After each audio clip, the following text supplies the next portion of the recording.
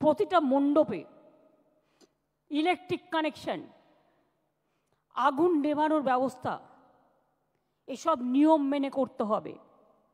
আমি চমক দিলাম বলে, ফার্স্ট হব বলে টিভিতে শুধু আমার ছবি দেখাবে, সেই জন্য এমন কিছু আমি করলাম যে সেখানে সারা কলকাতা স্তব্ধ হয়ে গেল একটা পুজোতে, সারা জেলা স্তব্ধ হয়ে গেল একটা পুজোতে। এটা যাতে না হয় দেখতে হবে। সুজিত বোস এখানে আছেন, একটা সভূমি পুজোর জন্য পুরো এয়ারপোর্টটাই বন্ধ হয়ে যায় প্রায়। এটা দেখতে হবে রাস্তা যেন চালু থাকে, এটা সবাইকেই মাথায় রাখতে হবে।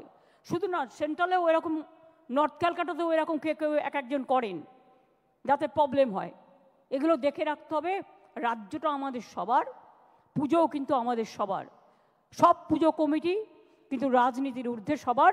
এইটা মাথায় রেখে সহযোগিতা করে কাজ করতে হবে। কারণ কোনো জায়গায় একটা দুর্ঘটনা ঘটে গেলে মনে রাখবেন পরের বার কিন্তু আপনারটা ব্ল্যাকলিস্টেড হয়ে যাবে এবং সেটা স্পন্সরশিপ পাবে না। ফলে ক্ষতিটা কিন্তু আলটিমেটলি আমাদেরও হবে, আপনাদেরও হবে। এটা না হয়ে মহান চোখে মহানভাবে পুজোটাকে দেখার চেষ্টা করুন।